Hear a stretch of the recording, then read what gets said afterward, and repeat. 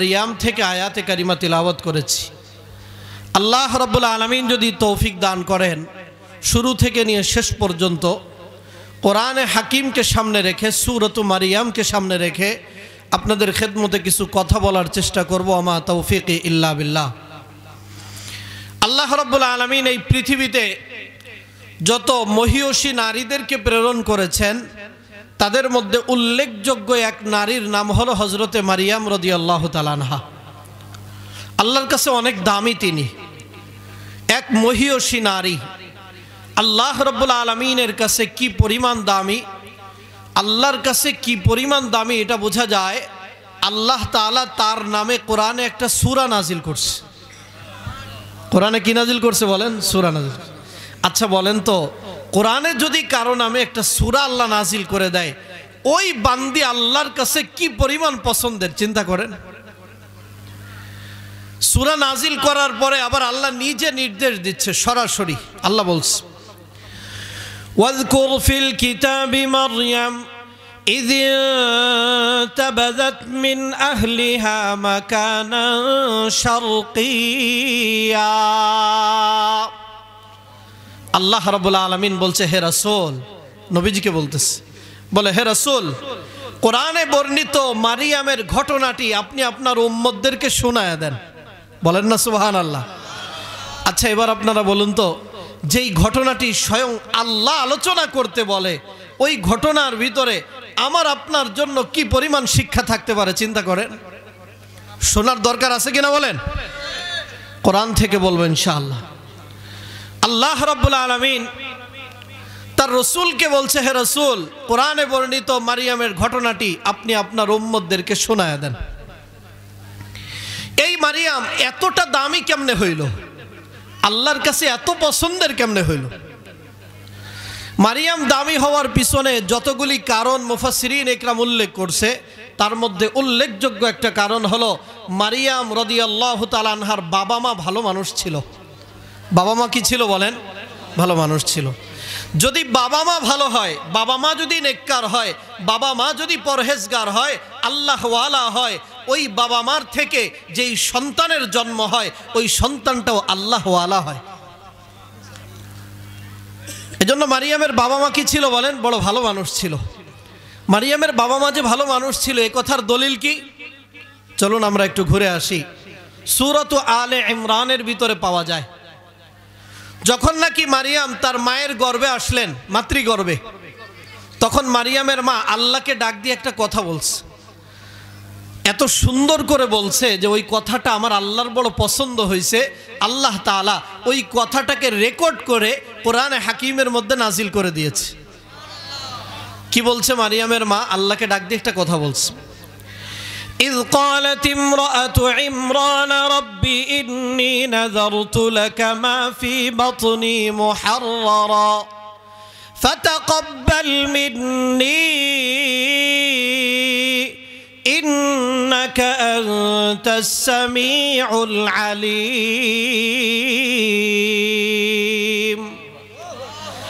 মারিয়ামের মা আল্লাহ রাব্বুল আলামিনকে ডাক দিয়ে বলে, ইন্নী নাযারতু লাকা মা ফি বাতনি মুহাররারা। আল্লাহকে ডাক দিয়ে বলে, আল্লাহ, তুমি আমার গর্ভের ভিতরে যেই সন্তান দিয়েছ, এই সন্তান যখন ভূমিষ্ঠ হবে, আমার এই সন্তান যখন একটু উপযুক্ত হবে, একটু বড় হবে, আমি আমার সন্তানটাকে বাইতুল মাকদিসের খাদেম বানায় দিব। বলেন তো নিয়তটা সুন্দর নাকি বলেন? বড় চমৎকার নিয়ত করেছে, আমার আল্লাহর বড় পছন্দ হয়েছে। এজন্য আমার আল্লাহ এই কথাটাকে রেকর্ড করে কোরআনে নাজিল করে দিয়েছে। এজন্য প্রতিটি মায়ের কর্তব্য হলো, যখন তার গর্ভে সন্তান আসবে, প্রত্যেকটা মায়ের দরকার ওই সন্তান গর্ভে নিয়ে আমার আল্লাহকে ডাক দিয়ে বলবে, আল্লাহ, তুমি আমার গর্ভের ভিতরে যেই সন্তান দিয়েছ, আমার এই সন্তান ভূমিষ্ঠ হওয়ার পরে এই সন্তান যখন উপযুক্ত হবে, আমি আমার সন্তানকে আলেমে হক্কানি রব্বানি বানাইতে চাই। সুন্দর একটা নিয়ত করবে। মনে রাখবেন, মায়ের গর্ভে যখন সন্তান আসে, ওই মা যেই কাজগুলি করে, এই কাজের একটা প্রতিক্রিয়া সন্তানের উপরে পড়ে। মা যদি গর্ভবতী মা যদি সন্তানকে গর্ভে নিয়ে বসে বসে আল্লাহর পবিত্র কালামের তিলাওয়াত করে, কোরআন পড়ায়, কোরআন তিলাওয়াত করে, যদি নফল পড়ে, জিকির আজকার করে, তাহলে আশা করা যায় ওই মায়ের গর্ভ থেকে যেই সন্তানের জন্ম হবে ওই সন্তানটাও কোরআন পড়নেওয়ালা হবে। মা যদি বসে বসে কোরআন পড়া বাদ দিয়ে, তসবিহ তাহলিল বাদ দিয়ে গর্ভে সন্তান সময় কাটানোর আর কিছু পায় না, বসে বসে যদি নাটক দেখে, আছে কিনা বলেন? অনেকে দেখবেন সময় পাস করার জন্য নাটক দেখে, সিনেমা দেখে, অশ্লীল ফিল্ম দেখে। যেই মা গর্ভবতী মা অশ্লীল ফিল্ম দেখে, নাটক দেখে, সিনেমা দেখে, ওই মায়ের গর্ভ থেকে কখনো ভালো সন্তানের জন্ম হতে পারে না, কখনো না। এজন্য যে সমস্ত মায়েরা আমার আওয়াজ শুনছেন, আপনারাই পারেন এ জাতিকে মুজাহিদে আজম শামসুল হক ফরিদপুরীর মতো সন্তান দিতে। কি বলেন? শামসুল হক ফরিদপুরী কি আসমান থেকে পড়ছে নাকি মায়ের গর্ভ থেকে আসছে? কি বলেন? সুটফরজুর রহমাতুল্লাহ আলাইহি কি আসমান থেকে পড়ছে? কি বলেন? তাহলে কোত্থেকে আসছে? কাশিয়ানী হুজুর কোত্থেকে আসছে? বড় বড় আল্লাহ ওয়ালা বুজুর্গদের নাম শুনি মায়ের গর্ভ থেকেই তো আসছে। কি বলেন? এজন্য একটা আদর্শবান মা যদি হয়, ওই মায়ের গর্ভ থেকে যেই সন্তানের জন্ম হবে ওই সন্তানটাও আল্লাহ ওয়ালা বুজুর্গ সন্তান হবে। এজন্য মায়েদের উচিত, অনেক মারা দেখবেন সন্তান লালন পালন করে, তো তখন কি করে? সন্তান দুধ খায় না, ঘুমায় না, তখন সন্তানকে মিথ্যা কথা বলে, কয় বাবা বাঘ আসবে, ভাল্লুক আসবে, তোমাকে ধরবে, খাবে, তাড়াতাড়ি ঘুমাও, তাড়াতাড়ি খাও। আচ্ছা, এটা কি সত্য কথা না মিথ্যা কথা? কি বলেন? সত্য না মিথ্যা? কি বলেন? বাঘ কি আসে কখনো? ভাল্লুক কি কখনো আসে? তাহলে এই যে দুধের বাচ্চাটাকে দুধ পান করাইতে বৈশা মা যে মিথ্যা কথার তালিম দিল, ওই সন্তান ভালো হবে কি করে? ওই সন্তান সত্যবাদী হবে কি করে? সাহাবা ইকরামের যুগের মায়েদেরকে দেখেন, তারা তাদের সন্তানদেরকে ঘুম পাড়ানোর জন্য, দুধ পান করানোর জন্য মিথ্যা কথা বলতো না। তারা সন্তানের কানে আল্লাহ শব্দ উচ্চারণ করত, ফেরেশতা শব্দ উচ্চারণ করত, সাহাবী শব্দ উচ্চারণ করত। আরে যেই সন্তানকে দুধ পান করাইতে বৈশা আল্লাহ শব্দ শিখানো হয়, ওই সন্তান কখনো নাস্তিক হবে না, মুরতাদ হবে না, ওই সন্তান খাঁটি আল্লাহ ওয়ালা হবে। এজন্য আমরা আমাদের সন্তানদেরকে মনে রাখবেন, মাটি যদি কাদা থাকে, কাদা মাটি, এই কাদা মাটি দিয়ে আপনি যা তৈরি করতে চান সুন্দর হবে, কিন্তু মাটি শক্ত হয়ে গেলে ওই মাটি দিয়ে আর কিছু তৈরি করা যায় না। আপনার দুধের বাচ্চা, ছোট্ট সন্তান, ওই সন্তানকে ঈমানের তালিম দেন, ওই সন্তানের ভিতরে ঈমানের বীজ বপন করেন, আপনার সন্তানটা ভবিষ্যৎকালে খাঁটি ঈমানওয়ালা হবে। হযরতে মারিয়াম রাদিয়াল্লাহু তাআলা আনহার মা আল্লাহ রাব্বুল আলামিনকে ডাক দিয়ে বলে, ইন্নী নাযারতু লাকা মা ফি বাতনি মুহাররারা ফাতাকাব্বাল মিন্নী ইন্নাকা আনতাস সামিউল আলীম। আল্লাহ রাব্বুল আলামিনকে ডাক দিয়ে বলে, আল্লাহ, আমার গর্ভের ভিতরে তুমি যেই সন্তান দিয়েছো, এই সন্তানটাকে আমি বাইতুল মাকদিসের খাদেম বানাইতে চাই। তবে আল্লাহ, আমি তো শুধু চাই, কিন্তু আমি পারবো না, আমার হাতে তো আর কিছুই নাই। দয়া করে মায়া করে তুমি আমার পক্ষ থেকে কবুল করে নাও। এজন্য সন্তানের জন্য দোয়া করবেন, আল্লাহ আমার সন্তানকে আমি আলেম বানাইতে চাই, কিন্তু আমি তো চাইলেই পারবো না। পারে কে বলেন? আল্লাহকে বলবেন, আল্লাহ আমি তো একটা নিয়ত করলাম, দয়া করে তুমি কবুল করে নাও।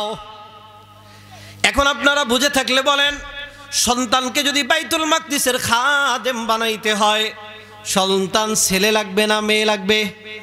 ছেলে না মেয়ে? কি বলেন? পেটের মধ্যে যে আছে ছেলে না মেয়ে? এজন্য হযরতে মারিয়াম রাদিয়াল্লাহু তাআলা আনহার মা যখন নাকি মারিয়ামের জন্ম হয়, মারিয়ামকে দেখার পরে দেখে একটা মেয়ে হইছে। এবার আল্লাহকে ডাক দিয়ে বলতেছে সুন্দর করে, আল্লাহকে ডাক দিয়ে বলে, ফালাম্মা ওয়াদাআতহা ক্বালাত রাব্বি ইন্নী ওয়াদাতুহা উনসা। আল্লাহকে ডাক দিয়ে বলে, আল্লাহ আমি তো একটা মেয়ে সন্তান প্রসব করেছি। কি বলেন? আল্লাহ জানে কিনা? তার মানে হলো আল্লাহ আমি তো চাইছিলাম বাইতুল মাকদিসের খাদেম বানাবো, কিন্তু ছেলে হয় নাই, হয়েছে একটা মেয়ে। আমি এই মেয়েকে কেমন করে খাদেম বানাবো? আল্লাহ রাব্বুল আলামিন জানায় দেয়, ওয়াল্লাহু আ'লামু বিমা ওয়াদাত ওয়ালাইসা যাকারু কাল উনসা। আল্লাহ রাব্বুল আলামিন মারিয়ামের মাকে জানায় দেয়, ও মারিয়ামের মা, টেনশন করবা না, চিন্তা করবা না, আমি তোমাকে এমন এক মেয়ে দিয়েছি, এমন এক মেয়ে দিয়েছি, যেই ছেলে তুমি আমার কাছে চেয়েছিলা, ওই ছেলে কশ্চিনকালেও এই মেয়ের ধারে কাছে আসতে পারবে না। একটু জোরে বলেন না সুবহানাল্লাহ। বড় বরকতওয়ালা মেয়ে দিয়েছি। আলে এই মেয়ের মাধ্যমেই তো পরবর্তীতে আল্লাহর কুদরতের বহির্প্রকাশ ঘটবে। এজন্য আল্লাহ কয়, মারিয়ামের মা টেনশন করবা না, চিন্তা করবা না, এমন এক মেয়ে দিলাম যেই ছেলে চাইছিলা তার চাইতে পূর্ণ। বলেন না সুবহানাল্লাহ। হযরতে মারিয়ামের যখন জন্ম হয়, তাফসীরের কিতাবে মুফাসসিরিন ইকরাম লেখে, মারিয়ামের জন্মের আগে মাতৃগর্ভে থাকাকালে মারিয়ামের বাবা ইন্তেকাল করছে। ওনার বাবার নাম ছিল ইমরান রাদিয়াল্লাহু তাআলা। উনি ছিলেন বাইতুল মাকদিসের ইমাম। তো ওনার ইন্তেকাল হয়েছে মারিয়াম যখন মাতৃগর্ভে, যখন জন্ম হয় নাই তখনই ইন্তেকাল হয়েছে। হযরতে মারিয়ামের জন্মের পরে কয়েক বছর যেতে না যেতে মাও ইন্তেকাল করলেন। বাবাও নাই, মাও নাই। এখন মারিয়ামকে দেখভাল কে করবে? মারিয়ামের দায়িত্বটা কে নিবে? যেহেতু মারিয়াম বাইতুল মাকদিসের ইমামের মেয়ে, সবাই মারিয়ামকে নিতে চায়। এ বলে মারিয়ামকে আমি নিতে চাই, আমার কাছে দাও। ও বলে আমি মারিয়ামের দায়িত্ব নিতে চাই, আমার কাছে দাও। ও বলে আমাকে দাও। সবাই মারিয়ামকে নিয়ে কাড়াকাড়ি করে। এখন কাকে দিবে মারিয়াম? আল্লাহ রাব্বুল আলামিন জামানার পয়গম্বর হযরতে জাকারিয়া আলাইহিস সালামের মাধ্যমে বিধান জারি করলেন। আল্লাহ বলে, এক কাজ করো, যারা মারিয়ামকে নিতে চাও হাতের ভিতরে একটা করে কলম নিয়ে হাজির হও। বলেন না সুবহানাল্লাহ। হাতের ভিতরে একটা করে কলম নিয়ে হাজির হইবা। সবাই হাতের ভিতরে কলম। কি করবে? বলেন নদীর স্রোত, নদীর স্রোতের ভিতরে নিক্ষেপ করবা। যার কলম স্রোত ভাষায় নিয়ে যাবে সে মারিয়ামের দায়িত্ব নিতে পারবে না। নদীর স্রোতের ভিতরে কলম মারার পরে কলম যদি ভাষায় না দিয়ে স্রোতের ভিতরে যদি দাঁড়ায় যায়, যার কলমটা দাঁড়ায় যাবে সে মারিয়ামের দায়িত্ব নিতে পারবে। সবাই হাতের ভিতরে একটা করে কলম নিয়ে হাজির হয়। কলম নিক্ষেপ করে, কলম ভাষায় নিয়ে যায়। আর একজন আসে, কলম নিক্ষেপ করে ভাষায় নিয়ে যায়। আর একজন আসে, কলম নিক্ষেপ করে ভাষায় নিয়ে যায়। এক পর্যায়ে জামানার পয়গম্বর হযরতে জাকারিয়া আলাইহিস সালাম হাতের ভিতরে একটা কলম নিয়ে হাজির হইছে। এবার পয়গম্বর কলম নিক্ষেপ করে। পয়গম্বর কলম নিক্ষেপ করার পরে কলম আর ভাষায় নেয় না, নদীর স্রোতের ভিতরে দাঁড়ায়া যায়। আমার আল্লাহর কোরআন বড় চমৎকার করে বলছে, ওয়া কাফালাহা জাকারিয়া। অতঃপর জাকারিয়া পয়গম্বর মারিয়ামের দায়িত্ব নিলেন। এখন কাহিনী একটা ঘটছে। ওই যে মারিয়ামের বাবা ইমরান রাদিয়াল্লাহু তাআলা আনহু, ওনার ইন্তেকালের পরে বাইতুল মাকদিসের ইমাম হইছে হযরতে জাকারিয়া আলাইহিস সালাম। উনি তো থাকে মসজিদে। মসজিদে হুজরাখানা আছে নাকি বলেন? ইমাম সাহেবের হুজরাখানা, ওই হুজরাখানায় উনি থাকে। এখন মারিয়ামের দায়িত্ব নিছে, রাখবে কোথায়? পয়গম্বর হযরতে জাকারিয়া আলাইহিস সালাম হুজরাখানার পাশে ছোট্ট করে একটা কামরা বানাইলেন। পিছনে অনেক ভাইরা আসছে, একটু মেহরবানি করে সামনের দিকে আগায় বস। অনেক ফাঁকা জায়গাগুলি পূরণ করে বসি, পিছনের ভাইদেরকে সুযোগ করে দিই। তো হযরতে জাকারিয়া আলাইহিস সালাম কি করছে? একটা কামরা বানাইছে হুজরাখানার পাশে। ছোট্ট একটা কামরা বানায়া ওই কামরার ভিতরে হযরতে মারিয়ামকে রাখছে। তো হযরতে মারিয়াম রাদিয়াল্লাহু তাআলা আনহা ওই কামরার ভিতরে আস্তে আস্তে ধীরে ধীরে বড় হতে লাগলেন। পয়গম্বরের তো কিছু দায়িত্ব আছে, কি বলেন? পয়গম্বরের দায়িত্ব আছে কিনা? পয়গম্বর কি করে? দাওয়াতের জন্য বাইরে বের হয়, মানুষকে আল্লাহর পথে ডাকে। আল্লাহর পয়গম্বর হযরতে জাকারিয়া আলাইহিস সালাম সকালবেলায় যখন নাকি দাওয়াতি কাজের জন্য বের হয়, যাওয়ার টাইমে কামরার ভিতরে তালা লাগায়, বাহির থেকে তালা লাগায় দিয়ে তারপরে বের হয়।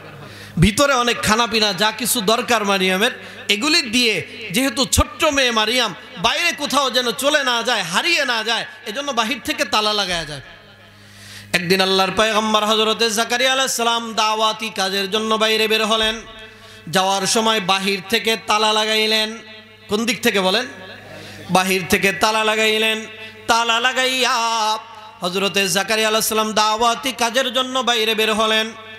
অনেক সময় পর্যন্ত দাওয়াত দেওয়ার পরে এবার পয়গম্বর যখন ফিরে আসলেন, ফিরে আসার পরে তালা খুলছে। তালা খোলার পরে বড় আজীব দৃশ্য দেখতে পায়। আমার আল্লাহর কোরআন জানায় দেয়, কুল্লামা দাখালা আলাইহা জাকারিয়াল মিহরাব ওয়াজাদা ইনদাহা রিজকা। হযরতে জাকারিয়া আলাইহিস সালাম যখন তালা খুলছে, তালা খোলার পরে তাকায় দেখে মারিয়ামের সামনে থুকায় থুকায় আঙ্গুর ফল দেখা যায়। জোরে বলেন না সুবহানাল্লাহ। আল্লাহর পয়গম্বর হযরতে জাকারিয়া আলাইহিস সালাম সারা পৃথিবীর মধ্যে নজর বোলাইতে লাগলেন, সব দিকে খেয়াল করতে লাগলেন। দেখে সারা দুনিয়ার ভিতরে কোনো জায়গায় আঙ্গুর ফল নাই, কিন্তু মারিয়ামের সামনে আঙ্গুর ফল দেখা যায়। বলেন না সুবহানাল্লাহ।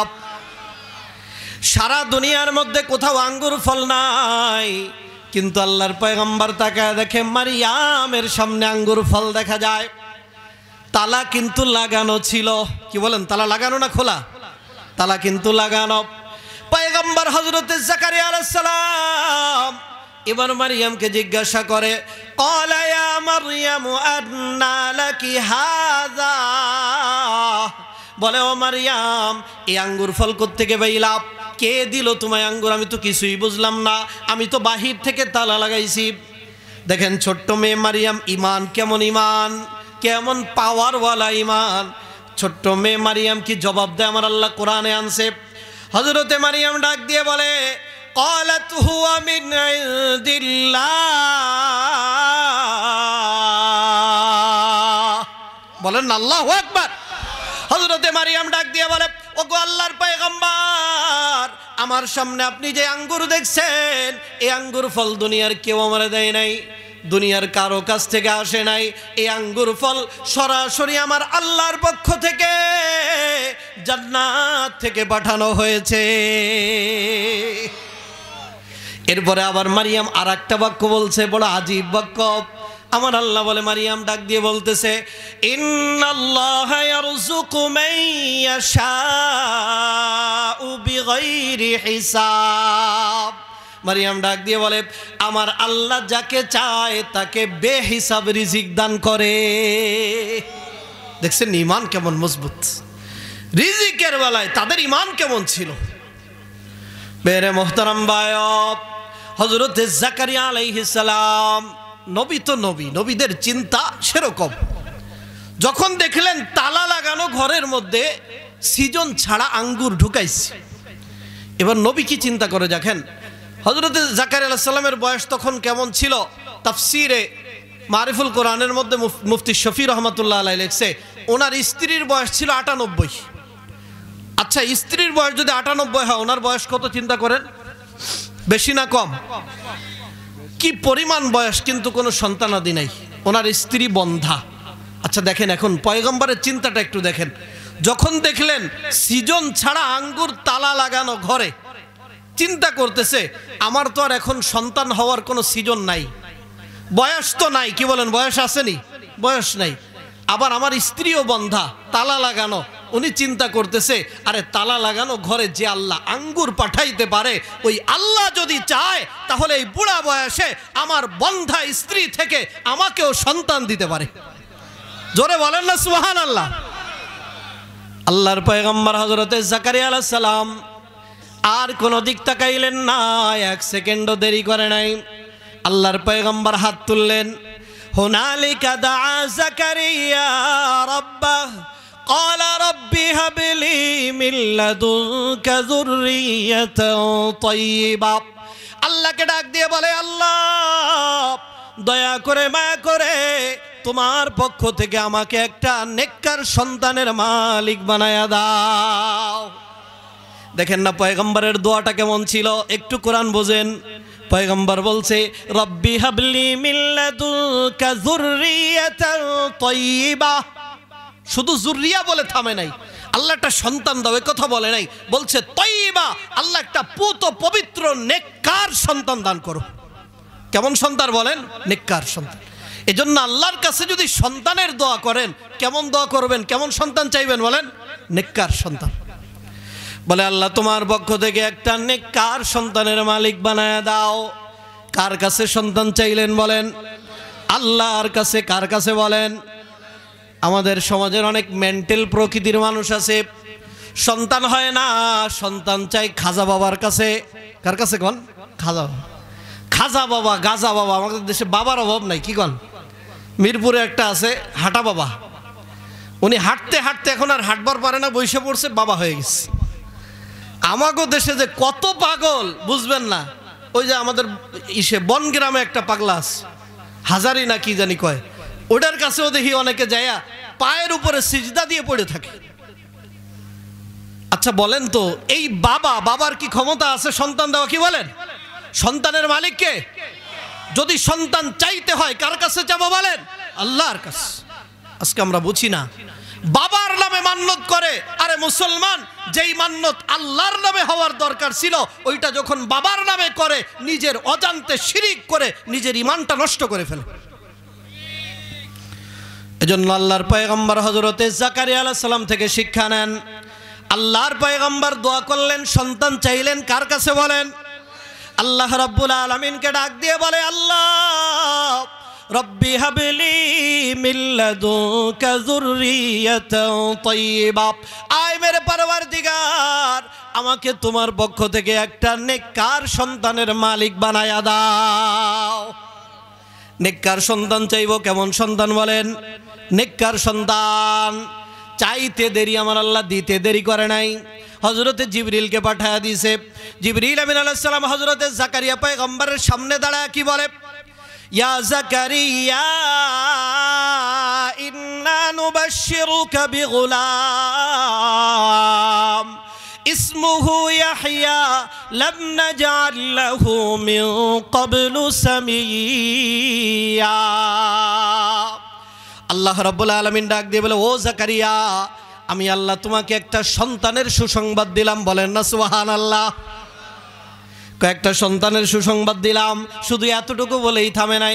আল্লাহ বলে, ওগো পয়গম্বর, যেহেতু আমার কাছে চাইছো, সন্তান তো একটা দিবই, সন্তানের নাম কি হবে তাও আমি আল্লাহ ঠিক কইরা দিলাম। বলেন না সুবহানাল্লাহ।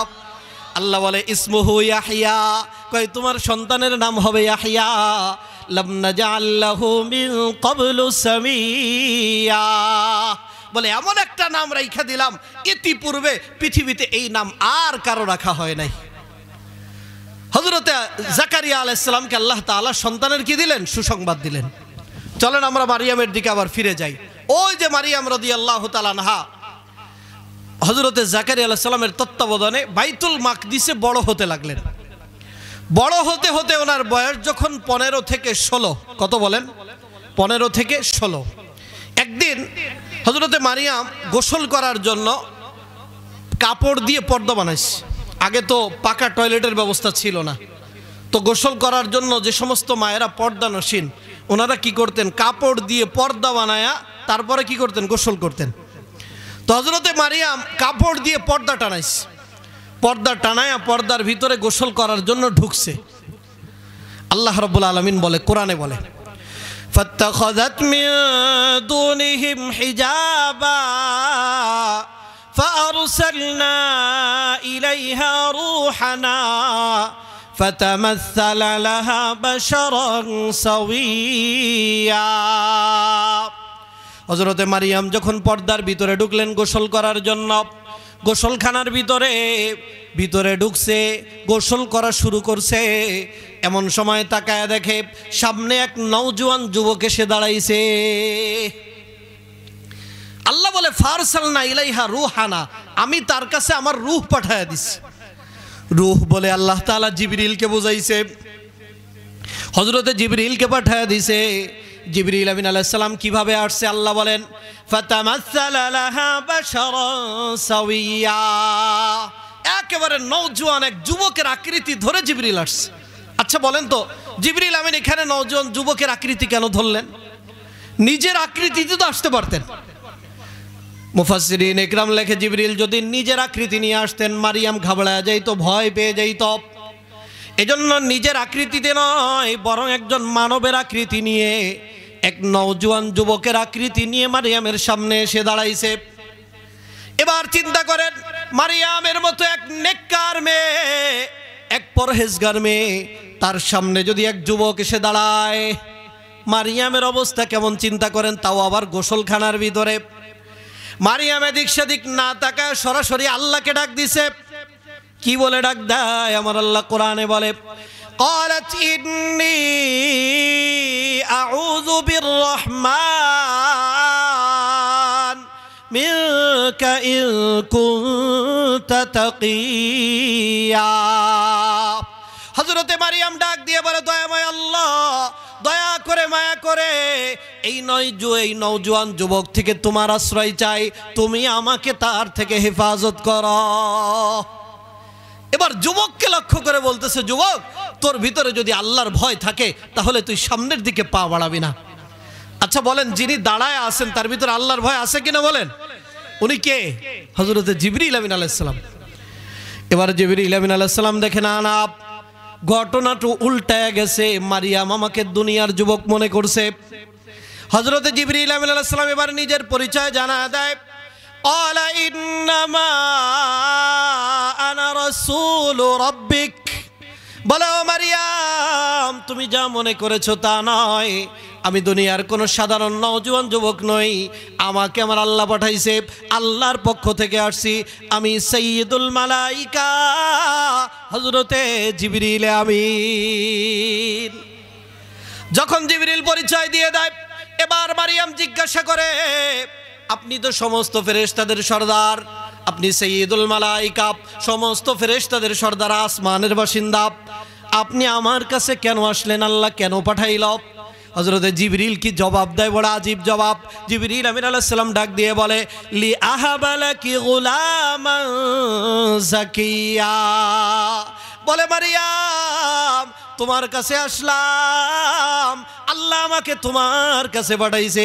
কেন পাঠাইছে জানো নি? বলে, তোমাকে একটা নেককার সন্তান দেওয়ার জন্য। জোরে বলেন না সুবহানাল্লাহ। মারিয়ামরে বলতেছে, তোমার একটা সন্তান দিবার লেগে আইছি। আচ্ছা, সন্তান যে দিবে, মারিয়ামের কি বিয়ে হয়েছে? কি বলেন? বিয়ে শাদী হয় নাই। এদিকে জিবরিল আইসা কয়, তোমার একটা সন্তান দিবার লেগে আইছি। হযরতে মারিয়াম কি জবাব দেয়? قالت أنى يكون لي غلام ولم يمسسني بشر ولم أك بغيا। আচ্ছা, এই যে কোরআনের আয়াত পড়ে পড়ে বলতেছে, আপনাদের কষ্ট হয়? কোরআন কেন পড়তেছি জানেন? কোরআনের প্রতিটা অক্ষরে নূর আছে, নূর। প্রতিটা অক্ষর যিনি পড়ছেন, যারা শুনছেন, পড়ার সাথে সাথে, শোনার সাথে সাথে এক একটা অক্ষরের বিনিময়ে আল্লাহ তাআলা 10টা করে নেকি উঠায় দেয়। এজন্য একটু কোরআন পড়ি, কারণ এমনও হতে পারে কোরআনে কারিমের যে নূর, এই নূরের বদৌলতে আল্লাহ তাআলা আমার আপনার গুনাহ ধুয়ে মুছে সাফ করে দিবে। এজন্য আপনাদের কষ্ট হবে না তো ইনশাআল্লাহ? আর কিছুক্ষণ চলবে তো। হযরতে মারিয়াম রাদিয়াল্লাহু তাআলা আনহা জিবরিল আমিনকে জিজ্ঞাসা করে, জিবরিল আমিনকে ডাক দিয়ে বলতেছে, قالت أنى يكون لي غلام ولم يمسسني بشر ولم أك بغيا। হযরতে মারিয়াম ডাক দিয়ে বলে, আমার আবার কেমন করে সন্তান হবে? ওয়ালাম ইয়ামসাসনি বাশার, কোনোদিন কোনো পুরুষ বৈধভাবে আমাকে কোনোদিন স্পর্শ করে নাই, তার মানে আমার বিয়ে হয় নাই। আমার কি হয় না বলেন? বিয়ে হয় নাই, তাহলে আমার সন্তান হবে কেমন করে? ওয়ালাম আকু বাগিয়া, মারিয়াম বলে, আমি কোনোদিন জিনা ব্যভিচারও করি নাই, আমার আবার সন্তান হবে কেমন করে? হযরতে জিবরিল ডাক দিয়ে বলে, ক্বালা কাযালিক, এমনিতেই হবে। বলেন না সুবহানাল্লাহ। এমনিতেই হবে। কয় মারিয়াম, এমনিতেই হবে। ক্বালা রাব্বুকি হুয়া আলাইয়া হাইয়িন ولنجعله آية للناس ورحمة منا وكان أمرا مقضيا জিবরিল আমিন বলে, ও মারিয়াম, আল্লাহ রব্বুল আলামিন জানায় দিছে পিতা ছাড়া এক সন্তান তোমাকে দান করবে। ওই সন্তানকে আমার আল্লাহ গোটা দুনিয়ার মানুষের জন্য তার কুদরতের বাহন বানাবে। বলেন না আল্লাহু আকবার। বলে গোটা দুনিয়ার জন্য কুদরতের বাহন বানাবে। আল্লাহ যে সন্তান দিতে পারে পিতা ছাড়াও দিতে পারে, এইটা দেখাতে চায় আমার আল্লাহ। এবার বলে মারিয়াম, কি বলেন আল্লাহ পারে কিনা? আমার আল্লাহ সব পারে, সব। আমার আল্লাহ সব পারে। রাতকে দিন বানায়, দিনকে রাত বানায় কে বলেন? সব পারে আল্লাহ। এবার মারিয়ামকে বলে, মারিয়াম তোমার মুখটা একটু হা করো। হযরতে মারিয়াম রাদিয়াল্লাহু তাআলা আনহা যখন নাকি জানতে পারলেন আমার সামনে যিনি দাঁড়ায় আছে সাইয়্যিদুল মালায়েকা জিবরিল আমিন, উনি বলতেছে মুখটা একটু হা করো। কি বলেন? মুখটা হা না করে উপায় আছে নাকি বলেন? হযরতে মারিয়াম রাদিয়াল্লাহু তাআলা আনহা মুখটা হা করলেন। মুখটা হা করার সঙ্গে সঙ্গে মুখের ভিতরে হযরতে জিবরিল আমিন একটা ফু লাগায়া দিছে। ফু লাগাইলে কি হইছে? আমার আল্লাহর কোরআন বলে, ফাহামালাতহু ফাতাবাযাত বিহি মাকানান কাসিয়া। বলে ফু দেওয়ার সাথে সাথে মারিয়াম গর্ভবতী হয়ে গেছে। মারিয়াম রাদিয়াল্লাহু তাআলা আনহার গর্ভের ভিতরে ঈসা রূহুল্লাহ ঢুকে যায়, গর্ভবতী হয়ে যায় মারিয়াম। গর্ভবতী অবস্থায় হযরতে মারিয়াম কতদিন রইলেন? কোন কোন মুফাসসির লিখছে 6 দিন 7 দিন। কয়দিন? 6 দিন 7 দিন। আবার কোন কোন মুফাসসির লিখছে না না না, স্বাভাবিক গতিতে 6 মাস 7 মাস 8 মাস পর্যন্ত ছিল হযরতে ঈসা রূহুল্লাহ। 6 মাস 7 মাস 8 মাস যাওয়ার পরে এবার যখন মারিয়ামের ডেলিভারির টাইম হয়েছে, বেদনা শুরু হয়েছে, ব্যথা আর যন্ত্রণা। ডেলিভারির বেদনা আছে কিনা বলেন? ডেলিভারির যন্ত্রণা শুরু হয়েছে, ডেলিভারির ব্যথা শুরু হয়েছে। হযরতে মারিয়াম রাদিয়াল্লাহু তাআলা আনহা ব্যথায় কাতর, আবার অপর দিকে টেনশন আর চিন্তা। আমার এই সন্তান জন্ম নেওয়ার পরে আমি মানুষের সামনে কেমন করে মুখ দেখাবো? সমাজের মানুষ আমাকে কি বলবে? তার বাবা নাই, আমার কোনোদিন বিয়ে হয় নাই, এই সন্তান নিয়ে মানুষের সামনে আমি কেমন করে যাব? মারিয়ামের যখন প্রসব বেদনা শুরু হইল, মারিয়াম দুনিয়ার কাউকে বলতে পারে না, একা একা পূর্ব দিকে রওনা করলেন। আপনাদের কষ্ট হয়? পূর্ব দিকে রওনা করলেন। আমার আল্লাহর কোরআন বলে, ফাআজাআহাল মাখাদু ইলা জিযইন নাখলা قالت يا ليتني مت قبل هذا وكنت نسيا منسيا। হযরতে মারিয়াম পূর্ব দিকে রওনা করলেন। পূর্ব দিকে যাইতে যাইতে যাইতে যাইতে একটা জায়গা, ওটার নাম লিখছে তাফসীরের কিতাবে মুফাসসিরিন ইকরাম বাইতুল লাহাম। বাইতুল লাহাম নামক জায়গার মধ্যে গেছে। বাইতুল মাকদিস থেকে পূর্ব দিকে অবস্থিত একটা জায়গা। এখানে যাওয়ার পরে যেই জায়গাটায় মারিয়াম বসছে, খুব খেয়াল করেন, যেখানে বসছে ওই জায়গার মধ্যে কেমন খেজুর গাছ বলেন? মরা খেজুর গাছ। একটা মরা খেজুর গাছের নিচে বসলেন। ইলা জিযইন নাখলা, খেজুর গাছের তলায় বসছে। ওই খেজুর গাছটা হলো মরা খেজুর গাছ। হযরতে মারিয়াম মরা খেজুর গাছের নিচে বসলেন। এখন প্রসব বেদনা আরো প্রকট আকার ধারণ করছে, ব্যথা বাড়তে বাড়তে একটা পর্যায়ে মারিয়াম একদিকে তো টেনশন, আমি এই সন্তান হওয়ার পরে মানুষের সামনে কেমন করে যাইব, আবার অপর দিকে হলো প্রসব বেদনা সহ্য করতে না পেরে একটা পর্যায়ে আল্লাহকে ডাক দিয়ে একটা কথা বলছে। আমার আল্লাহ ওই কথাটাকে কোরআনে আনছে। কেন আনছে? দুনিয়ার মানুষকে বুঝাইতে চায় একজন মা তার সন্তান পৃথিবীতে জন্ম দিতে কি পরিমাণ কষ্ট সহ্য করে। মারিয়ামের মতো একটা নেককার পরহেজগার মেয়ে যখন প্রসব বেদনা প্রকট আকার ধারণ করছে, সহ্য করতে না পেরে আল্লাহকে ডাক দিয়ে বলে, قالت يا ليتني مت قبل هذا ওয়া কুনতু নাসিয়াম মানসিয়া। মারিয়াম ডাক দিয়ে বলে, আল্লাহ আর তো সহ্য করতে পারি না মালিক, এই প্রসব বেদনা সহ্য করার আগেই যদি আমার মরণ হয়ে যেত। কেমন বেদনা, কেমন বেদনা একটু চিন্তা করেন। মারিয়ামের মতো মেয়ে মৃত্যু কামনা করছে, মৃত্যু কামনা। এজন্য বর্তমান দুনিয়ার সায়েন্স আমাদেরকে তথ্য দেয়, একজন মা ডেলিভারির টাইমে এত পরিমাণ ব্যথা অনুভব করে, এত পরিমাণ ব্যথা অনুভব করে, একজন মানুষের শরীর থেকে একসাথে যদি 20টা হাড্ডি ভেঙে যায়। কয় হাড্ডি বলেন? 20টা হাড্ডি। চিন্তা করছেন, 20টা হাড্ডি যদি বডি থেকে ভাঙে, যেই পরিমাণ ব্যথা অনুভব হয় সন্তান ডেলিভারির টাইমে, একজন মা তার চাইতেও বেশি ব্যথা অনুভব করে। ও যুবক ভাই, ওই মাকে কেমন করে কষ্ট দাও, একটা বার কি চিন্তা করছো? তোমার মা, আমার মা, আমাকে এই দুনিয়ায় জন্ম দিতে, এই দুনিয়ার আলো বাতাস দেখাইতে কি পরিমাণ কষ্ট করেছে, একবার কি চিন্তা করেছো? ওই বাবাকে কেমনে কষ্ট দাও, যেই বাবা মাথার ঘাম পায়ে ফেলে তোমার আমার আয় রোজগারের জন্য এত কষ্ট করে, মেহনত করে, ওই বাবাকে কেমনে কষ্ট দাও? এজন্য আমার রাসূল বলছে ক্বালা রাসূলুল্লাহি সাল্লাল্লাহু আলাইহি ওয়াসাল্লাম হুমা জান্নাতুকা ওয়া নারুক। আল্লাহর রাসূল বলে, তোমার বাবা মা তোমার জান্নাত, তোমার বাবা মা তোমার জাহান্নাম। বাবা মাকে যদি রাজি করতে পারো তুমি জান্নাতি, বাবা মাকে যদি কষ্ট দিয়ে দাও তাহলে বান্দা তুমি জাহান্নামী।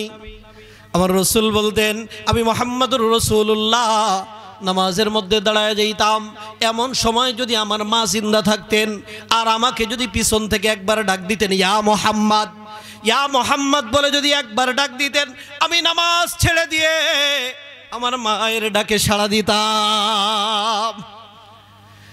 আমার রাসূল বলছে, দুইটা চেহারার ব্যাপারে বলছে, দুনিয়ার কোন প্রেসিডেন্টের ব্যাপারে বলে নাই। নবীজি এই কথা বলে নাই, দুনিয়ার কোন প্রেসিডেন্টের চেহারার দিকে তাকাইলে একটা নেকি হবে, কি বলেন? বলছে এই কথা।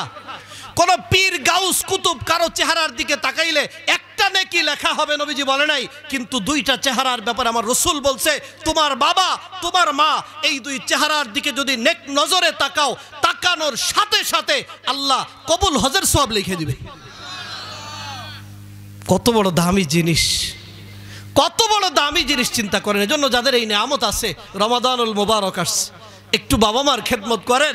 ইফতারির পরে যুবক বাবার পাটা একটু টিপে দাও, মায়ের পাটা একটু টিপে দাও, মায়ের জন্য সুন্দর ইফতারির ব্যবস্থা করো, সাহারির ব্যবস্থা করো, আল্লাহ রাব্বুল আলামিন তোমার জন্য জান্নাত বরাদ্দ দিয়ে দিবে।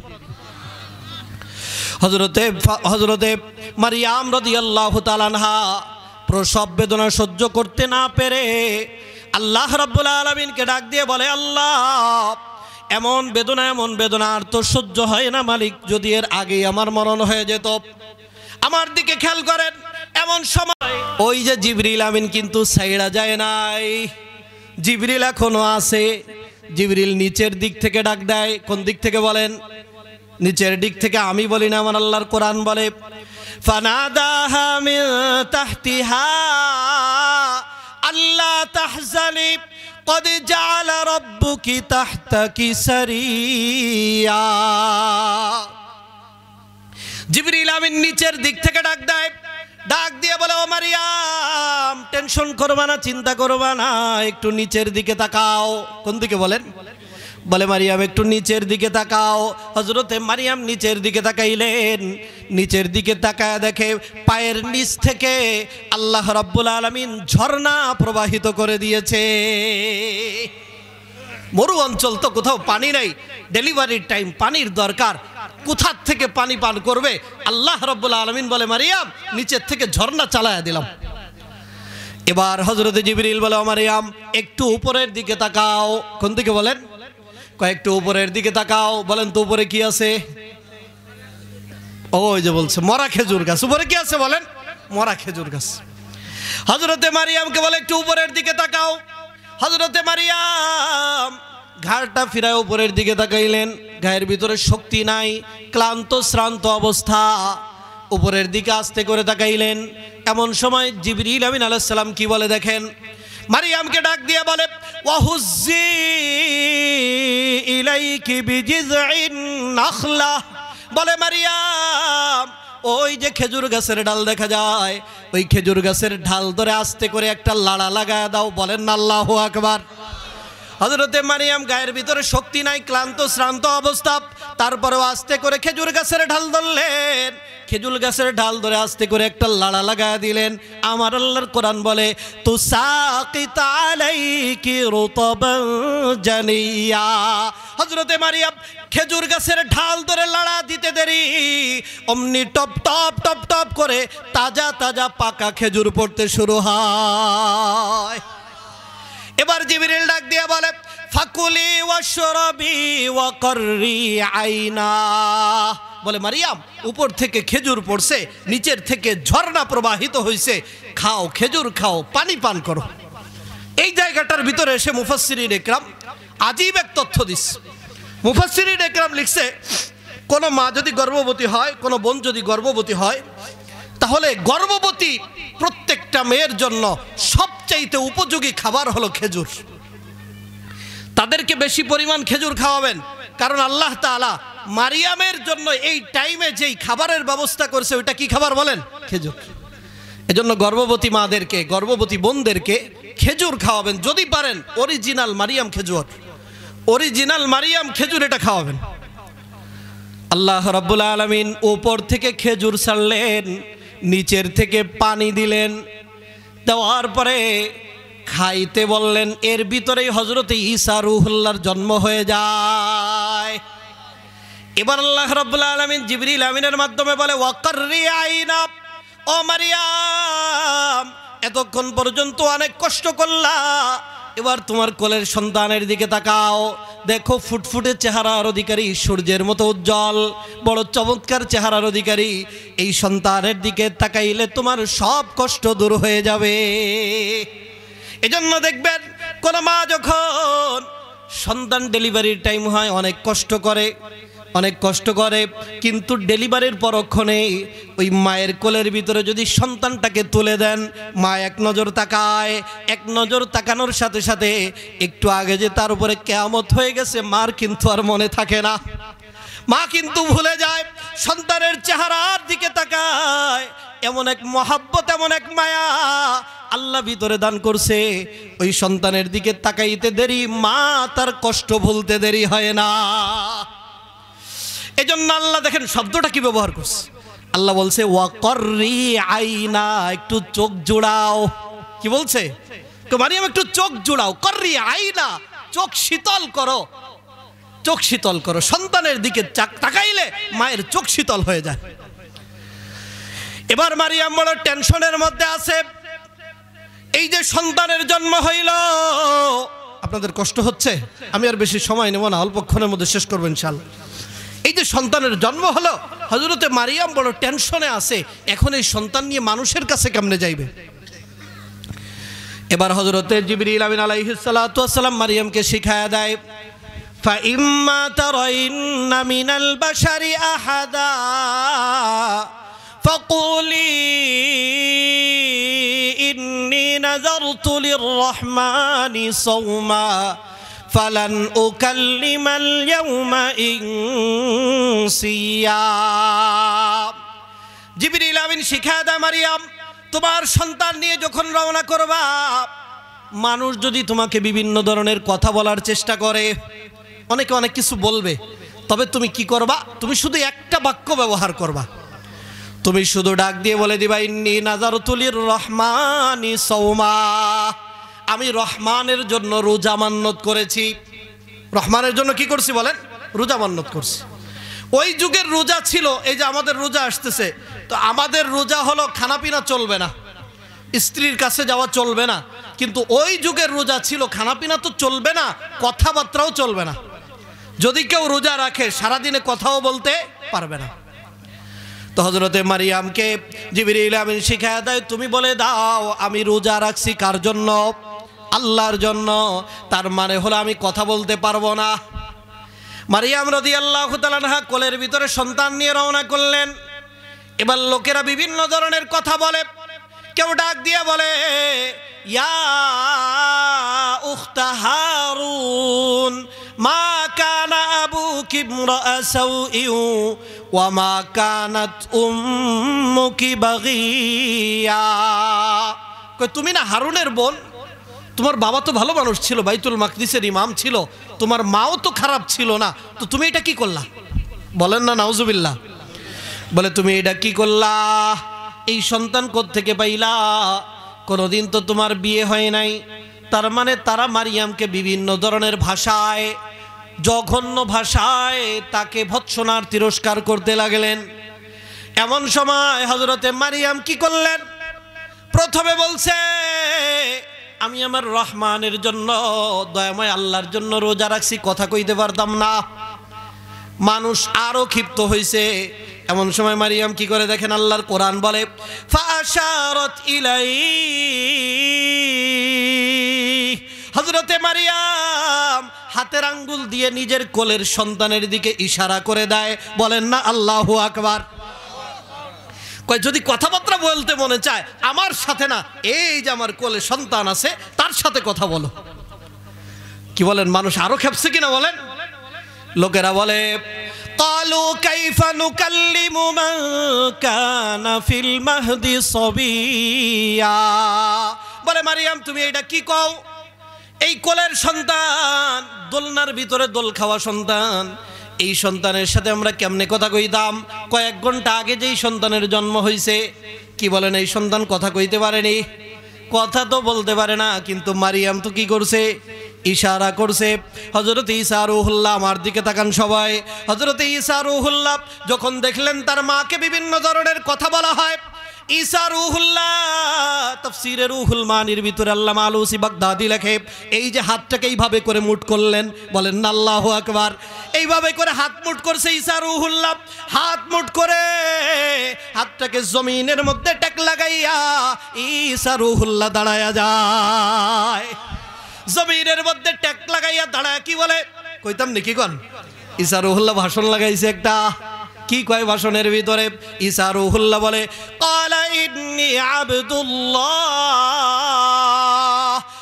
আতানিয়াল কিতাবা ওয়া জাআলানি নাবিয়্যা ওয়া জাআলানি মুবারাকান আইনামা কুনত ওয়া আওসানি বিস-সালাতি ওয়াজ-যাকাতি মা দুমতু হাইয়্যা ওয়া বাররাম বিওয়ালিদাতি ওয়ালাম ইয়াজআলনি জাব্বারান শাকিয়্যা ওয়াসসালামু আলাইয়া ইয়াওমা উলিদতু ওয়া ইয়াওমা আমুত ওয়া ইয়াওমা আমুতু ওয়া ইয়াওমা উবআসু হাইয়্যা। বলেন না আল্লাহু আকবার। ভাষণ দিছে ঈসা রূহুল্লাহ। ভাষণের মধ্যে কি বলছে বলবো? হযরত ঈসা রূহুল্লাহ বলে এই খবরদার, সাবধান, তোমরা যারা আমার মার ব্যাপারে বিভিন্ন কথা বলো আমার পরিচয়টা একটু নাও। পরিচয় দিচ্ছে নিজের। ভাষণের ভিতরে নিজের পরিচয় দেয় ঈসা রূহুল্লাহ। এক নম্বরের পরিচয় দিয়ে ঈসা রূহুল্লাহ বলে ক্বালা ইন্নী আবদুল্লাহ। বলেন আল্লাহু আকবার। বলে আমার এক নম্বরের পরিচয় হলো আমি আল্লাহর গোলাম। কার গোলাম বলেন? আল্লাহর গোলাম। বলে আমার এক নম্বরের পরিচয় হলো আমি আল্লাহর গোলাম। এখানে এসে মুফাসসিরিন ইকরাম লিখছে, আচ্ছা ঈসা রূহুল্লাহ নিজের পরিচয় দিতে গিয়ে এক নম্বর পরিচয় এটা কেন দিলেন? আমি আল্লাহর গোলাম এই কথা কেন বললেন? বর্তমান দুনিয়ার খ্রিস্টানেরা বলে ঈসা রূহুল্লাহ হলো আল্লাহর বেটা, আল্লাহর ছেলে। বলেন না নাউজুবিল্লাহ। তো এরা যে এই কথা বলবে এটা আল্লাহ জানতেন কিনা বলেন? এজন্য আল্লাহ তাআলা ওই যে ঈসা রূহুল্লাহর জন্মের টাইমে তার মুখ দিয়ে প্রথমে এমন একটা শব্দ ব্যবহার করছে যেই শব্দের মাধ্যমে এদেরকে জবাব দিচ্ছে। ঈসা রূহুল্লাহ নিজের পরিচয় দিতে গিয়ে বলতেছে আমি হলাম আল্লাহর গোলাম। যে নিজেকে পরিচয় দেয় আমি আল্লাহর গোলাম, তারে যদি আমি বলি উনি আল্লাহর ছেলে, আমার চাইতে বড় মদন, বড় বোকা আর কেউ আছে কি বলেন? যে নিজের পরিচয় নিজেই দিচ্ছে আমি কার গোলাম? আল্লাহর গোলাম, তাহলে তাকে আমি কেমন করে বলি তিনি আল্লাহর ছেলে? তো ঈসা রূহুল্লাহ নিজের এক নম্বর পরিচয়টা দিচ্ছে কি? বলে ক্বালা ইন্নী আবদুল্লাহ। আমার এক নম্বরের পরিচয় হলো আমি আল্লাহর গোলাম। সব রসুল নিজের পরিচয় দিতে গিয়ে বলছে আমার আপনার রসুল আকায়ে নামদার তাজদারে মদিনা মাহবুবে কিবরিয়া খাতামুন নবীন ওয়াল মুরসালিন মুহাম্মদুর রাসূলুল্লাহ সাল্লাল্লাহু আলাইহি ওয়াসাল্লাম নবীজি যখন নিজের পরিচয় দিতেন তখনও বলতেন আনা আবদুল্লাহি ওয়া রাসূলুহু, আমার পরিচয় হলো আমি আল্লাহর গোলাম। 2 নম্বর পরিচয় হলো আমি আল্লাহর রসুল। তাহলে সব রসুল নিজের পরিচয় দিতেন আমি কার গোলাম বলেন? আল্লাহর গোলাম। এজন্য আমার আপনারও প্রথম পরিচয়টা হবে কি বলেন? আমরা কার গোলাম? আরো জোরে বলেন কার গোলাম? আল্লাহর গোলাম। এই সার্টিফিকেট যদি পাইয়া যান, আল্লাহর গোলামের সনদ যদি পাইয়া যান, এর চাইতে বড় কোনো সনদ নাই। আল্লাহর খাঁটি গোলাম হয়ে যদি কোনো বান্দা রওনা করে, আল্লাহর খাঁটি গোলাম হয়ে যদি কোনো বান্দা কবরের দিকে রওনা করে, আমার আল্লাহ কোরআনে হাকিমের মধ্যে জানায় দেয় তাতানাজ্জালু আলাইহিমুল মালাইকা আল্লা তাখাফু ওয়া লা তাহজানু ওয়া আবশিরু বিল জান্নাতিল্লাতী কুনতুম তুআদুন। আল্লাহ রাব্বুল আলামিন বলে যখন এই বান্দা রওনা করবে, ওই বান্দাকে রিসিভ করার জন্য আল্লাহ তার নূরের তৈরি ফেরেশতাদেরকে পাঠিয়ে দিবে। মুসনাদে আহমদের রিওয়ায়াতের মধ্যে পাওয়া যায় এই ফেরেশতারা আসবে, খালি হাতে আসবে না। আল্লাহর গোলামকে রিসিভ করার জন্য যেই ফেরেশতা আসবে, ফিয়াদিহিম কাফনুম মিন নাকফানিল জান্নাহ ওয়া হানুতুম মিন হানুতিল জান্নাহ। নবীজি বলে ওই ফেরেশতাদের হাতে 2টা জিনিস থাকবে। কয় জিনিস বলেন? 2টা জিনিস। 1 নম্বরে থাকবে জান্নাতি কাফনের কাপড়, আর 2 নম্বরে থাকবে জান্নাতি আতর। এগুলি নিয়ে আসবে, এরপরে আপনাকে রিসিভ করে মারহাবা দিতে দিতে আল্লাহর জান্নাতে পৌঁছায়া দিবে। এজন্য আল্লাহর গোলাম হতে হবে। কি হতে হবে বলেন? আল্লাহর গোলাম, আল্লাহর খাঁটি গোলাম। মনে রাখবেন আল্লাহর খাঁটি গোলাম যারা হয় এদেরকে কবরে রাখার পরে কবর পর্যন্ত তাদেরকে সেলুট জানায়, সেলুট।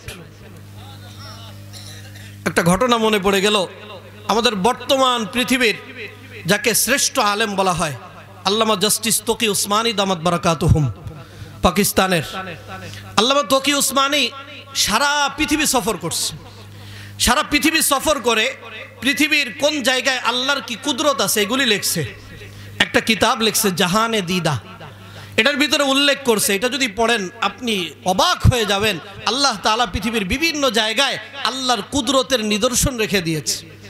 তো আল্লামা তকি উসমানী দামাত বারাকাতুহুম লিখছে, ইরাকের সফরনামা লিখতে গিয়ে লিখছে, ইরাকে যখন উনি গেলেন তো ইরাকে দজলা নদী আছে, দজলা বলে দজলা নদীর তীরে যাব।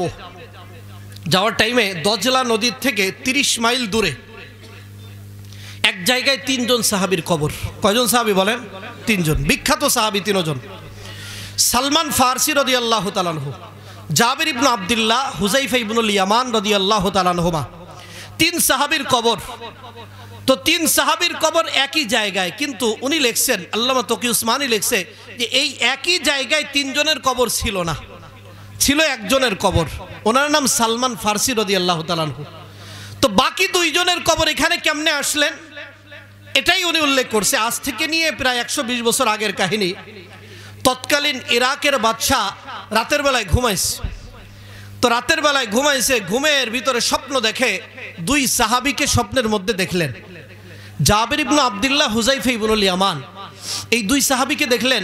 ওনারা 2 জন বলতেছে ইরাকের বাদশাকে যে ও ইরাকের বাদশা, আমাদের কবর তো দজলা নদীর তীরে, আমাদের কবরের ভিতরে পানি যায়, তুমি তো খবর রাখো না। সাহাবায়ে কেরাম বলতেছে আমাদের কবরে পানি ঢুকে, আমাদের কষ্ট হয়, তুমি তো খবর রাখো না। তো স্বপ্নের ভিতরে বলতেছে ইরাকের বাদশা, তুমি এক কাজ করো, আমাদেরকে একটু উপরে নেওয়ার ব্যবস্থা করো। বলেন না সুবহানাল্লাহ। উপরে নেওয়ার ব্যবস্থা করো। পরবর্তী দিন সকালবেলায় ইরাকের বাদশা উলামা ইকরামের কাছে জিজ্ঞেস করলেন আমি কি করতে পারি।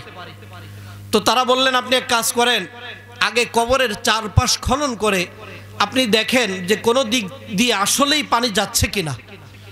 যদি বোঝেন যে পানি যাচ্ছে তাহলে ওই জায়গাগুলি মেরামত করার ব্যবস্থা করেন। আর যদি দেখেন না পানি যায় না, তাহলে কবর খোলার দরকার নাই, সাহাবা ইকরামের কবর খুলবেন, এটা একটা বেয়াদবি। তো ইরাকের বাদশা কি করছে, সৈন্যদেরকে লাগায়া কবরের চারপাশ খনন করে সব জায়গা তল্লাশি দিছে, দেখে কোনো জায়গা দিয়ে পানি যায় না। আবার চতুর্পাশ বন্ধ করে দিছে, কবর আর খোলে নাই। কিন্তু পরবর্তী রাতে ঘুমাইছে, একই স্বপ্ন, আবার ঘুমায়, স্বপ্ন 2 দিন 3 দিন যায়, একই স্বপ্ন দেখে। একদিন গোটা ইরাকের ওলামায়ে কেরামকে এক জায়গার মধ্যে করছে, এক জায়গার মধ্যে একত্রিত করে বিশাল বড় এক মজমার ভিতরে। ইরাকের বাদশা বলে, আমি তো রাতের বেলা এরকম স্বপ্ন দেখলাম, জাবের ইবনে আব্দুল্লাহ, হুযায়ফা ইবনুল ইয়ামান, 2 সাহাবীকে দেখলাম। ওনারা আমাকে বলছে কবরের ভিতরে পানি ঢোকে, ওনাদের বড় কষ্ট হয়। তোমরা এখন বলো আমি কি করতে পারি? ইরাকের বাদশাকে এবার উলামায়ে কেরাম যখন বসলেন, উলামায়ে কেরামের মধ্য থেকে একজন দাঁড়াইছে, দাঁড়ায় বলে, আমিও তো একই স্বপ্ন দেখলাম রাতের বেলায়। সবাই এবার সিদ্ধান্ত দেয়, তাহলে এক কাজ করেন, আল্লাহর নবীর 2 সাহাবীর কবর খোলা হোক। সাহাবায়ে কেরাম কবরের মধ্যে কেমন আছে আমরা দেখতে চাই। বলে, যদি আসলেই পানি ঢোকে তাহলে ওনাদের মোবারক লাশগুলি এখান থেকে তুলে উপরে নিয়ে দাফন করা হবে। পৃথিবীর ইতিহাসে প্রথম সাহাবায়ে কেরামের কবর খোলা হবে। আল্লামা তকি উসমানী দামাত বারাকাতুহুম জাহানের দিদার ভিতরে ইরাকের সফরনামায় উল্লেখ করে। এবার কি করলেন, ইরাকের বাদশা একটা ডেট ঠিক করলেন, অমক ডেটে 2 সাহাবীর কবর খনন করা হবে। এই খবর মুহূর্তের ভিতরে গোটা ইরাকের মধ্যে ছড়ায় যায়। সমগ্র ইরাকের মানুষ বাদশার কাছে চিঠি লিখতে শুরু করলেন, ও বাদশা নামদার, তাহলে আপনি এক কাজ করেন, ডেটটা আর একটু পিছায় দেন, আমরা সবাই দেখতে চাই আল্লাহর নবীর সাহাবীর কবর খোলা হবে।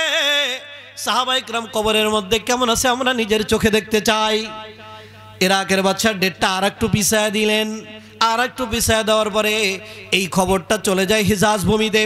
হজ্জের মৌসুম চলতেছিল, হাজার হাজার লক্ষ লক্ষ হাজি সাহেবান পৃথিবীর বিভিন্ন দিগন্ত থেকে আল্লাহর ঘরকে কেন্দ্র করে লাব্বাইক আল্লাহুম্মা লাব্বাইকের ধ্বনি দিতেছিল। সবাই এবার চিঠি লিখতে শুরু করলো, ইরাকের বাদশা তাহলে ডেটটাকে আরো একটু পিছায় দেন, আমরাও দেখতে চাই। হাজি সাহেবান চিঠি লেখে, আমরাও দেখতে চাই আল্লাহর নবীর সাহাবীরা কবরের মধ্যে কেমন আছে। এবার ইরাকের বাদশা কি করলেন, হজের মৌসুমের পরে গিয়ে একটা ডেট দিস, অমুক ডেটে কবর খোলা হবে। নির্দিষ্ট দিনে লক্ষ লক্ষ মানুষের সমাগম। হাজি সাহেবান চলে আসলেন, ইরাকের সমস্ত মানুষগুলি একত্রিত হয়েছে। বেশি আগের কাহিনী না, মনিটরের ব্যবস্থা ছিল। আল্লামা তকি উসমানী লিখছে, মনিটর লাগানো হয়েছে মাইলকে মাইল রাস্তার ভিতরে, সবাই তো আর একসাথে দেখতে পাবে না। মনিটর লাগানো হয়েছে, সবাই মনিটরের মধ্যে তাকায় আছে। যখন কবর খনন করা হবে, সাহাবায়ে কেরামকে দেখবে কবরের ভিতরে কেমন আছে। এবার কবর খোলার পালা, কবর খোলা হয়। কবর যখন খোলা হয়, তাকায় দেখে আজ থেকে নিয়ে 1450 বছর আগে, আজ থেকে নিয়ে 1400 বছর আগে সাহাবায়ে কেরামকে কবরের মধ্যে যেমন রাখা হয়েছিল, 2 সাহাবী হুযায়ফা ইবনুল ইয়ামান, জাবের ইবনে আব্দুল্লাহ রাদিয়াল্লাহু তাআলা আনহুমা, ওনাদের লাশ ওই সময় যেমন রাখা হয়েছিল ঠিক ওইভাবেই আছে। কাফনের কাপড়েও কিছু হয় নাই, লাশেও কিছু হয় নাই। শুধু এতটুকুই না, এতটুকুই না, ওই জায়গার ভিতরে এক খ্রিস্টান ডাক্তার ছিল। ওই খ্রিস্টান ডাক্তার সাহাবায়ে কেরামের মুখের উপর থেকে কাপড়টা সরাইলেন। কাপড়টা সরায় চোখ দুইটা উল্টায়, চোখ দুইটা উল্টায় এবার রিপোর্ট দেয়, বলে এই চোখের ভিতরে এমন জ্যোতি দেখা যায়, এমন জ্যোতি দেখা যায়, একজন মানুষ ইন্তেকাল করার মাত্র 20 মিনিটের মধ্যে যেই জ্যোতি আর খুঁজে পাওয়া যায় না। জোরে বলেন না আল্লাহু আকবার। এজন্য বলছি মেরে মোহতারাম ভাই, যদি নাকি আল্লাহর খাঁটি গোলাম হয়ে রওনা হয়, আল্লাহর গোলামি নিয়ে যদি রওনা করতে পারেন, সাহাবিওয়ালা ঈমান নিয়ে যদি রওনা করতে পারেন, ওই কবরের মাটি পর্যন্ত আপনাকে সেলুট জানাবে। ঈমান লাগবে, আল্লাহর গোলামি লাগবে। হযরত ঈসা রূহুল্লাহ নিজের পরিচয় দেয়, 1 নম্বরের পরিচয় দিয়ে বলে, ক্বালা ইন্নী আবদুল্লাহ, বলে আমার 1 নম্বরের পরিচয় হলো আমি আল্লাহর গোলাম। বলে আমার 2 নম্বরের পরিচয় আতানিয়াল কিতাব, ওয়া জাআলানি নাবিয়্যা, বলে আমার 2 নম্বরের পরিচয় হলো আমাকে আমার আল্লাহ কিতাব দিয়েছে, আমাকে নবী বানায় পাঠাইছে। সাবধান, কার সাথে কথা বলো একটু ভাইবা চিন্তা কথা বলো। আমি কিন্তু নবী, আমাকে নবী বানায় পাঠাইছে, বলেন না সুবহানাল্লাহ। এরপরে কি কয় দেখেন, ওয়াজআলানি মুবারাকান আইনামা কুনত, বলে আমাকে আল্লাহ বলে দিয়েছে আমি যেখানেই যাব আল্লাহ তাআলা ওই জায়গাকে বরকত দিয়ে ভরে দিবে। আচ্ছা আপনারা বলেন তো, ঈসা রুহুল্লাহকে আল্লাহ কি কিতাব দিয়েছিল? ইনজিল। কি কিতাব বলেন? ইনজিল। ঈসা রুহুল্লাহ বলতেছে আমি এই যে আমাকে আল্লাহ যে কিতাব দিল ইনজিল, এই ইনজিল কিতাব নিয়ে আমি যেখানে যাব ওই জায়গাটাকে আল্লাহ বরকত দিয়ে ভরে দিবে। আচ্ছা এবার আপনারা বলেন, ইনজিলের দাম বেশি না কোরআনের দাম বেশি? কি বলেন? ইনজিলের দাম বেশি না কোরআনের দাম বেশি? তাহলে ইনজিল নিয়ে যদি কোথাও গেলে আল্লাহ বরকত দেয়, কোরআন নিয়ে যদি কোনো জায়গায় যাওয়া হয়, কোনো জায়গায় যদি কোরআনের তিলাওয়াত করা হয়, কোনো ঘরে যদি কোরআন পড়নেওয়ালা ঢোকে, ওই জায়গায় কি আল্লাহ বরকত দিবে না? কি বলেন? এজন্য যদি আমি আমার ঘরের মধ্যে কোরআনওয়ালা তৈরি করি, আমার ছেলেটা যদি সিনার মধ্যে 30 পারা কোরআন ঢুকায়, ওই সিনাওয়ালা যখন আমার ঘরে ঢুকবে, কি বলেন আল্লাহ বরকত দিবে কিনা বলেন? এজন্য ঈসা রুহুল্লাহ, আমি এখনই শেষ করে দিচ্ছি, আপনারা আর কষ্ট নিয়েন না যে লম্বা হয়ে যাইতেছে, আর লম্বা করবো না। ঈসা রুহুল্লাহ বলতেছে ওয়াজআলানি মুবারাকান আইনামা কুনত, বলে আমি আমার ইনজিল কিতাব নিয়ে যেই জায়গায় যাব আমার আল্লাহ বলছে ওই জায়গাটাকে আল্লাহ বরকত দিয়ে ভরে দিবে। মেরে মোহতারাম ভাইও, ইনজিলের চাইতে কোরআনের দাম বেশি। কোরআন যদি আমার ঘরের মধ্যে ঢোকে, আমার ঘর থেকে যদি কোরআন পড়নেওয়ালা তৈরি হয়, আগে দেখা যাইতো অনেক মা বোনেরা সকালবেলায় ফজরের পরে গুনগুন আওয়াজে কোরআন পড়তো। কথা বলেন ঠিক কিনা? ঘরের পাশ দিয়ে রওনা দিলে শোনা যাইতো ভিতর থেকে কোরআন পড়ার আওয়াজ আসে। কিন্তু বড় দুর্ভাগ্য আমাদের, এখন যদি আপনি ঘরের কোণ দিয়ে হেঁটে যান, মনে হবে এটা একটা কবরস্থান। কথা বলেন ঠিক কিনা? আরে মনে রাখবেন, আজকে অনেকে আসে, হুজুর একটা তাবিজ দেন। কি হয়েছে? কই সংসারে শান্তি নাই। শান্তি যে আসবে, বরকত যে আসবে, বরকতের চাবিতে তো তুমি তালা লাগায় দিস। আপনার ঘরে যদি কোরআন পড়ে, ফজরের পরে যদি কোরআন পড়নেওয়ালা কোরআন পড়ে, তাহলে ওই ঘরে আল্লাহ প্রদত্ত বরকত নাজিল হয়। নবীজির একটা দোয়া আপনাদেরকে শোনাই, বুখারীতে আসছে। নবীজি দোয়া করছে আমাদের জন্য, আল্লাহুম্মা বারিক লি উম্মতি ফি বুকুরিহা। নবীজি বলে, আল্লাহ আমার উম্মতকে দিনের শুরু ভাগে তুমি বরকত দিয়ে ভরে দাও। আচ্ছা এই দোয়াটা কে করছে বলেন তো? নবীজি করছে। আল্লাহ রসুলের দোয়া কি মিস হবে? কি বলেন? এখন বরকত তো আল্লাহ দেয় দিনের শুরুতে, ফজরের পরে। ওই টাইমে আমি থাকি ঘুমায়া, বরকত কেমনে দিবে? এজন্য আমি বলি, আপনার ঘরে যদি ফজরের পরে কোরআন তিলাওয়াত হয়, তাসবিহ তাহলিল হয়, আমল হয়, তাহলে ওই ঘরে কখনো অভাব অনটন থাকবে না। কারণ দোয়া করছে কে? নবী করছে দোয়া। কি বলেন, এটা কি ফেরত দেওয়া হবে? এজন্য ঘরের মা বোনদেরকে বলবেন, ফজরের পরে ঘুমায়ও না, ফজরের পরে কোরআন তিলাওয়াত করো, ঘরের বাচ্চাটাকে কোরআন পড়া শেখাবেন। আমার তো মনে আছে, আমার মা আমারে নিয়ে ফজরের পরে কোলের মধ্যে বসায়া কোরআন পড়তো। ওই সূরাগুলি যে পড়তো, এগুলি সব আমার মুখস্থ হয়ে যেত। এজন্য আমাকে যখন মক্তবে ভর্তি করছে, মাদ্রাসায় মক্তবে ভর্তি হয়েছি, তো আমারে হুজুর কয় দেখে দেখে পড়তে, আমি মুখস্থ পড়ি। হুজুর বলে, কিরে তুই দেখে পড়তে পারিস না? আমি কই অক্ষর চিনি না, কিন্তু আমি মুখস্থ পারি। অক্ষর চিনিস না, মুখস্থ পারিস কেমনে? আমি কই আমার মা বসে বসে আমার কোলের মধ্যে নিয়ে ফজরের পরে সূরা ইয়াসিন, সূরা রহমান, বড় বড় সূরাগুলি পড়ছে, এগুলি শুনতে শুনতে আমার মুখস্থ হয়ে গেছে। গর্বের জন্য বলতেছি না, বোঝার জন্য। এজন্য যদি একজন মা কোরআন পড়ার ইহতেমাম করে, ফজরের পরে সন্তানকে কাছে নিয়ে পড়বে, আরে ওই যে সন্তানকে কোলের মধ্যে বসাইছে, ওই সন্তানটাও কোরআন পড়নেওয়ালা হয়ে যাবে। এজন্য আমরা কোরআন পড়ার ইহতেমাম করব, ফজরের পরে আমলের ইহতেমাম করব। মা বোনেরা যারা আওয়াজ শুনছেন, আপনারা ইহতেমাম করবেন, দেখবেন ঘরের মধ্যে আল্লাহ প্রদত্ত শান্তি নাজিল হবে।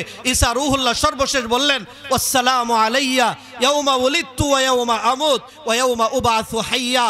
আমাকে আল্লাহ বলে দিয়েছে, আমার যেদিন জন্ম হয়েছে, আবার যেদিন মরণ হবে, আবার যেদিন উঠবো কিয়ামতে, সর্ব অবস্থায় আমার উপরে আল্লাহ প্রদত্ত শান্তি নাজিল হবে। এই কথা বলে ঈসা রুহুল্লাহ তার বক্তব্য শেষ করছে। এতক্ষণ পর্যন্ত যা কিছু শুনলাম, আর সামনের দিকে যেতে পারছি না। প্রতিটি কথার উপরে আমাকে, আমাদের সকলকে আল্লাহ আমল করার তৌফিক দান করুন। সকলে বলি আমিন। ওয়া আখিরু দাওয়ানা আলহামদুলিল্লাহি রাব্বিল আলামিন। সকলে একবার সূরা ফাতিহা, তিনবার সূরা ইখলাস তেলাওয়াত করি। তবরক কি দোয়ার ভিতরে দিবেন না পরে? তবরক হ্যাঁ দর। أعوذ بالله من الشيطان الرجيم بسم الله الرحمن الرحيم الحمد لله رب العالمين الرحمن الرحيم مالك يوم الدين إياك نعبد وإياك نستعين اهدنا الصراط المستقيم صراط الذين أنعمت عليهم غير المغضوب عليهم ولا الضالين آمين بسم الله الرحمن الرحيم قل هو الله أحد الله الصمد لم يلد ولم يولد ولم يكن له كفوا أحد بسم الله الرحمن الرحيم قل هو الله أحد الله الصمد لم يلد ولم يولد ولم يكن له كفوا أحد بسم الله الرحمن الرحيم قل هو الله أحد الله الصمد لم يلد ولم يولد ولم يكن له كفوا أحد اللهم صل على محمد وعلى